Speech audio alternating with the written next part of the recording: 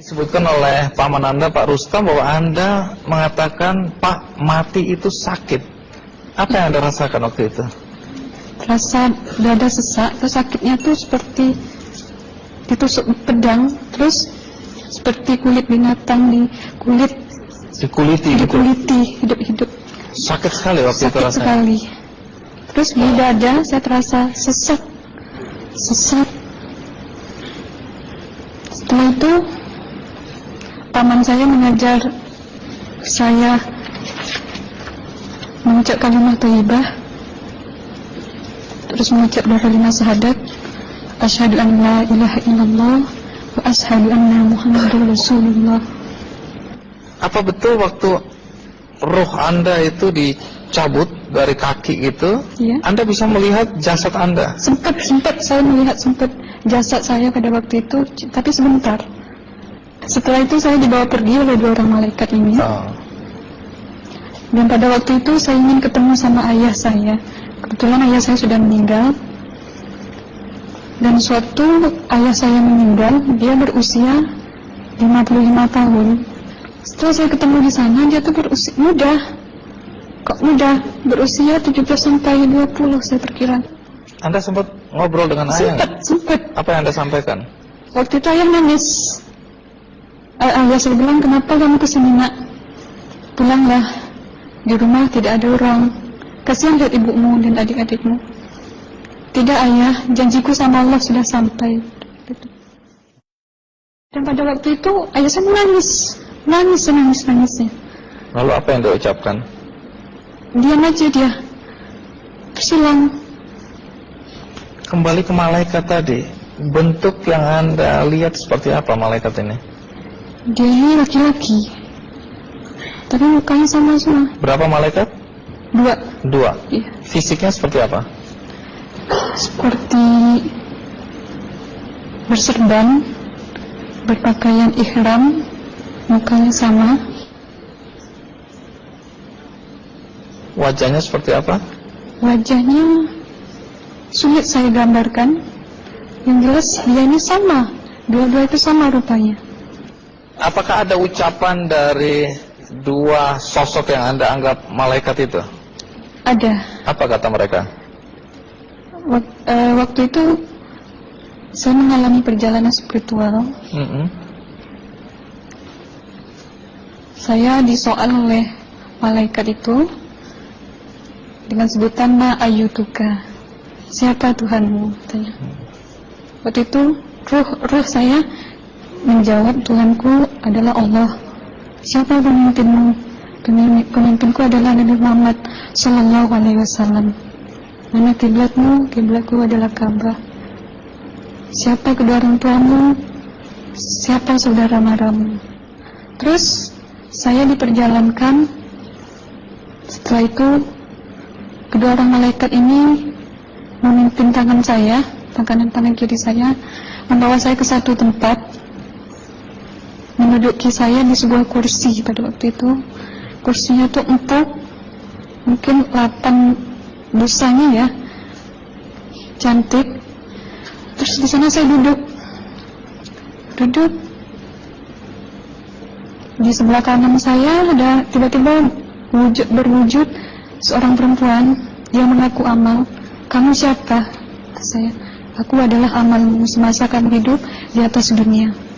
Dan selama kamu di sini, saya akan menemanimu sampai yaumul akhir, itu katanya. Dan pada waktu itu, saya melihat perempuan-perempuan solehah berpakaian muslimah, berkerudung, mencium pipi kanan, pipi kiri. Mungkin salam perkenalan pertama waktu menduduki di situ. Setelah itu, saya dihijrahkan lagi, dibawa oleh dua orang malaikat ini lagi, melihat dosa-dosa besar ya. Di sana saya diperlihatkan ada seorang laki-laki memikul besi di bahunya. Saya perkirakan besi itu mungkin beratnya tuh berton kali ya. Berat sekali ya. Berat sekali. Terus dia berjalan nggak sampai-sampai ke tujuannya. Berlumuran darah nanah, baunya na'udzubillah misalnya. bajunya tuh sobek-sobek. Waktu itu roh saya disaksikan oleh Amal. Saya tanya kepada Amal, roh tanya sama Amal, wahai Amalku, dosa apakah yang manusia ini lakukan sewaktu ia hidup di atas dunia? Amal menjawab pada waktu itu, sewaktu manusia ini di atas dunia, dia ini adalah menyantet orang, menemuh orang, sehingga dia berjalan nggak sampai yaumul akhir, katanya. Yang kedua, saya melihat ada seorang laki-laki saling bunuh-membunuh. Sebentar kayak gitu lagi. Waktu itu, sewaktu manusia ini hidup di atas dunia, dia adalah seorang pembunuh, hingga dia tidak mau bertanggung jawab terhadap orang yang dibunuhnya. Terus yang ketiga, saya melihat ada seorang laki-laki dihujam kemaluannya pakai besi panas, timah panas itu ya, hingga menembus. Waktu itu roh bilang sama Amal, wahai Amalku, dosa apakah yang manusia ini hidup di atas dunia? Amal waktu itu menjawab, suatu manusia ini hidup di atas dunia, manusia ini adalah seorang perzina. Setelah itu saya melihat ada seorang laki-laki disebati oleh rotan. Rotannya itu menyebati kulitnya tuh hingga lepas daging sama kulitnya. Itu Amal menjawab, suatu manusia ini hidup di atas dunia, dia ini tidak pernah sholat Islam, hingga waktu matinya pun dia tidak mengucap 2 kalimat syahadat. Dan pada waktu itu roh sama Amal sempat menghafiz Quran pada waktu itu dengan harapan supaya orang manusia yang Allah siksakan ini bisa terampuni dosanya. Jadi masih sempat waktu itu ya? Iya, roh sama Amal yang menghafizkan, menghafiz Quran, bertahzim, bersalawat, baca ayat 1000 dinar, membaca Yasin. Tapi sayang, bahkan tambah banyak, Allah tidak mengampuni dosa-dosa mereka, sayangnya. Setelah itu, akhirnya yang terakhir kali berzikir. Zikir saya pada waktu itu, subhanallah, walhamdulillah, wa la ilaha illallah, wallahu akbar, la hawla wa la quwwata illa billahil aliyyil azim. Sekuat-kuatnya nada saya berteriak. Tiba-tiba saya merasakan detik jantung ya. Waktu itu mungkin paman saya yang menyaksikan. Itu saya koma. Disitulah sebenarnya Anda kembali ke jasad ya? Iya, benar. Jadi banyak sekali Anda menyaksikan kejadian-kejadian di alam sana ya. Nah, menarik karena waktu kami menghubungin Mbak Aslina, pada dasarnya Mbak Aslina keberatan menceritakan kembali kisahnya. Tapi kalau toh akhirnya Anda mau sampai di sini dan Anda sudah bercerita, apa harapan Anda pada orang-orang yang mendengarkan kisah ini? Ya, harapan saya pertama, ya lebih banyak menyambut puasa ya, lebih banyak mendekat diri aja sama Allah, perbanyakkan amalan soleh, perbanyakkan zikir, perbanyakkan sholawat, baca Quran, dan sebagainya. Itu harapan Anda ya? Iya. Baik, terima kasih Mbak Aslina ya, sudah datang dari Bengkalis untuk menceritakan kisah ini.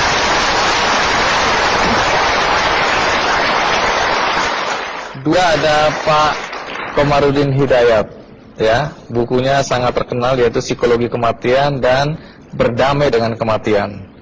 Ini menarik karena di buku pertama itu secara jelas Pak Komarudin mengatakan bahwa dia mewawancarai orang-orang yang pernah mati suri. Nah, boleh tahu apa yang Anda temukan dari pengalaman mewawancarain orang-orang yang pernah mati suri? Ada beberapa istilah yang saya jumpai, yaitu orang yang mengalami keluar dari badan, namanya OBE, out of the body experience. Ini bukan mati suri, tapi orang ya sehat, dia ketika tidur itu bisa keluar dari badannya. Ini kalau dalam tradisi Jawa ada namanya Ngrogoh Sukmo juga ada kan, satu. Nah, ada lagi orang yang pernah mengalami mati suri, kemudian namanya NDE, Near Death Experience. pengalaman rohani itu, ini kan sebenarnya menjadi kepercayaan klasik semua bangsa dan agama percaya. Dan agama juga mengatakan bahwa dalam diri kita itu, kehidupan yang primer, itu kan kehidupan rohani, yang ada dalam jasmani. Nah, pengalaman mati suri ini sungguhnya hanya memperkuat saja keyakinan agama manapun juga. Nah, kemudian, cerita-cerita ini secara ilmiah sulit dibuktikan, tapi sulit juga diingkari. Nah, berapa hal yang orang pernah saya wawancarai. Satu, bahwa rohani ketika keluar dari badan ini ibarat flash disk, ya, atau rekaman. Maka kemudian ketika roh di sana itu akan kelihatan semua rekamannya. Jadi rekaman atas amalnya, perbuatannya. Sebenarnya badan ini kan merekam kan. Kalau untuk membuktikan bahwa kita merekam, itu tidak usah sampai mati pun kita bisa membuktikan bahwa tubuh, lidah itu merekam semuanya. Nah, ketika rekamannya itu bagus, maka kemudian akan memberikan satu fasilitas yang nyaman, yang indah sekali. Seperti yang diceritakan mungkin saudari Aslina itu. Tapi sebaliknya, kalau rekamannya itu negatif, maka pengalaman rohaninya itu juga sengsara. Ibarat orang mimpi. Ketika mimpi sebelumnya itu indah hidupnya, maka mimpinya akan indah. Tapi kalau sebelumnya itu sengsara, maka mimpinya sengsara. Kira-kira sederhananya seperti itu. Tapi pesan moralnya dari sekian banyak yang saya wawancarai, itu satu gini, bahwa orang umumnya itu berubah total karena dia yakin bahwa hidup ini ternyata tidak selesai dan kematian, bahwa nanti ada kelanjutannya. Jadi ada hukum sebab akibat. Maka sekian banyak orang yang merasa wawancarai, yang tadinya tidak bayar pajak jadi bayar pajak, kan?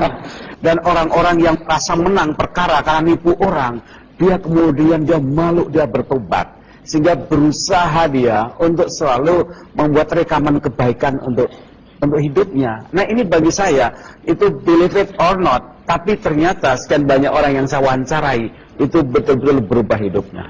Luar biasa. Ya. Terima kasih Mas Kamarudin.